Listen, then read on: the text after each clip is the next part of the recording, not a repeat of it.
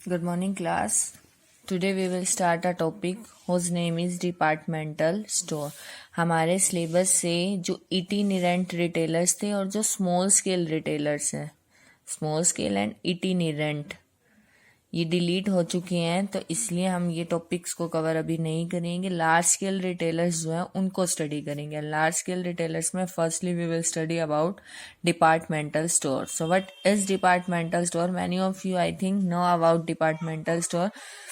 Means as a store जिसमें एक shop तो एक सिंगल शॉप होती है, क्लियर। सिंगल शॉप को डिफरेंट डिफरेंट डिपार्टमेंट्स में डिवाइड कर दिया जाता है, क्लियर। एक ही शॉप के अंदर काफी सारे डिपार्टमेंट्स बने होंगे, तो एक कस्टमर की जो रिक्वायरमेंट होती है ना हर तरीके के प्रोडक्ट को परचेज करने की, तो वो उस सिंगल शॉप और we can say departmental store में जाके पूरी वो कर सकते हैं। उन्हें डिफरेंट डिफरेंट शॉप्स में विजिट करने की रिक्वायरमेंट नहीं है, क्योंकि एक शॉप डिफरेंट डिपार्टमेंट्स में डिवाइड है और वहां पर हमें हर वेराइटी का सामान मिलेगा। लाइक क्रोकरी का सामान कहूँ, वो भी क्रोकरी का अपना अलग डिपार्टमेंट होगा, क्लियर। जो चाइल्ड है, चाइल्ड के गारमेंट्स का हमें अलग डिपार्टमेंट मिलेगा। मेल के गारमेंट्स का अलग, फीमेल का अलग, ठीक है। कॉस्मेटिक का सामान अलग।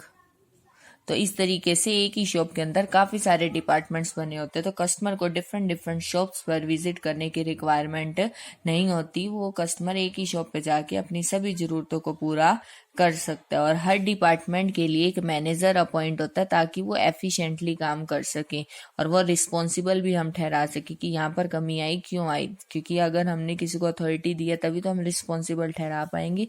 और यहाँ पर जिस गुड क्वालिटी की जो गुड्स होती है वो प्रोवाइड की जाती है, क्लियर। और ये मेनली बिग सिटीज में होती हैं, क्लियर। और जो हमारे सेलमैन होंगे जो अपॉइंट किए जाते हैं बाय द मैनेजर, वो सेलमैन भी हमारे सभी एफिशिएंट होते हैं, क्लियर।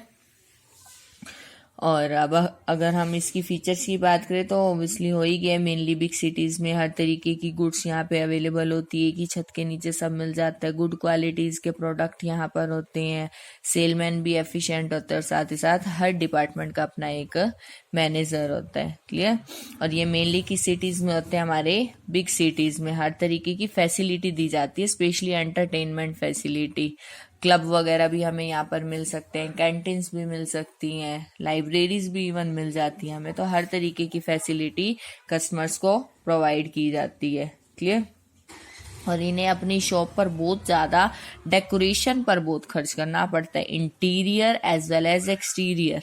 मतलब अंदर तो डेकोरेशन अच्छी हो ही हो, साथ ही साथ बाहर से भी अच्छी डेकोरेशन हो ताकि कस्टमर देख के अट्रैक्ट हो वहां पर विजिट करने के लिए। और विजिट करेगा तो फिर अब अगर अच्छी क्वालिटी के प्रोडक्ट है तो वो भी परचेज कर लेगा, क्लियर। और परचेजिंग सेलिंग प्रोसीजर हमारा क्या रहता है? यहाँ पर मेनली जो गुड्स परचेज की जाती है और वी कैन से सेल की जाती है वो कैश सेल होती है, क्लियर।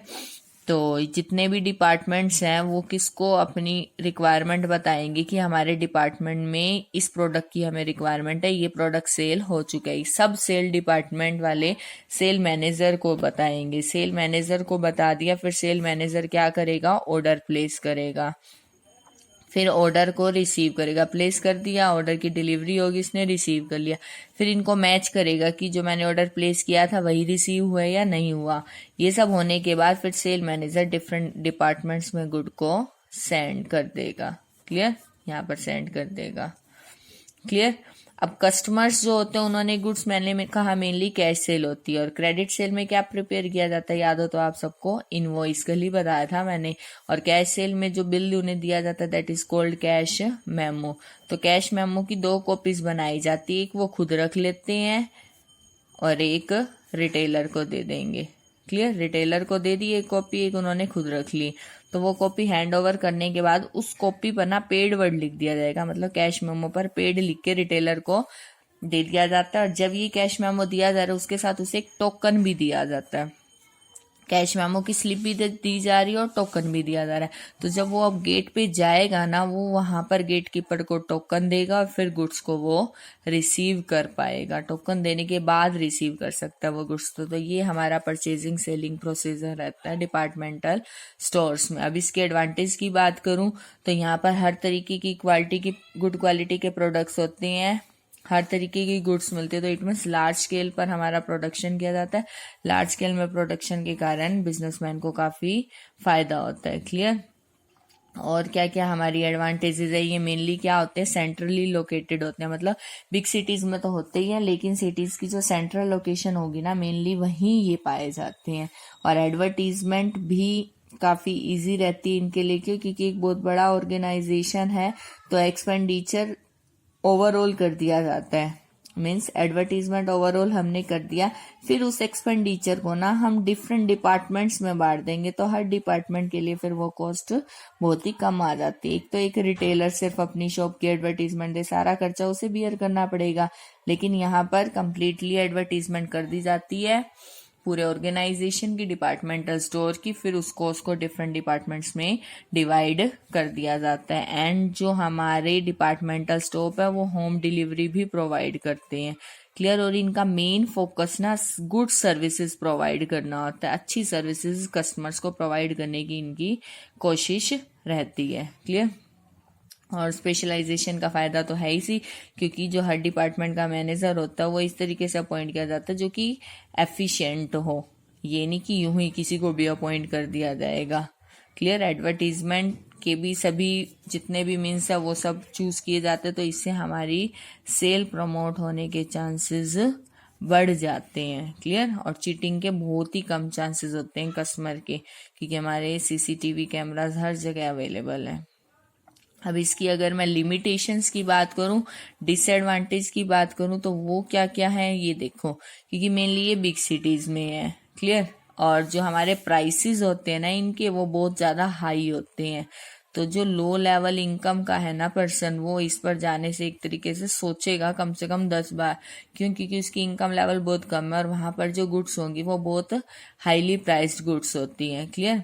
और इवन जिसको जो इस्टेब्लिश करने के बारे में सोच रहा है उसको भी बहुत ज्यादा कैपिटल की रिक्वायरमेंट होती है, क्योंकि कितना बड़ा स्टोर इस्टेब्लिश करना है जिसमें हर तरीके की गुड्स आपको सेल करनी है, तो बहुत ज्यादा कैपिटल की रिक्वायरमेंट होती है। प्लस प्राइसेस भी क्या रहते हैं, बहुत ज्यादा हाई रहते हैं। प्लस पर्सनल अटेंशन नहीं दे पाता, जो भी डिपार्टमेंटल स्टोर का ओनर होगा ना, वो पर्सनल अटेंशन नहीं दे पाएगा। पर्सनल अटेंशन क्यों नहीं, क्योंकि उसने तो डिफरेंट हर डिपार्टमेंट के मैनेजर्स अपॉइंट कर रखे हैं ना, तो मान लो कस्टमर की कोई होती भी है कमी, कोई सजेशन भी है, वो तो वहां देगा, और वो वहां तक रेयर ही पहुंच पाते हैं, तो इसलिए कहा पर्सनल अटेंशन की कमी है यहाँ पर। क्लियर।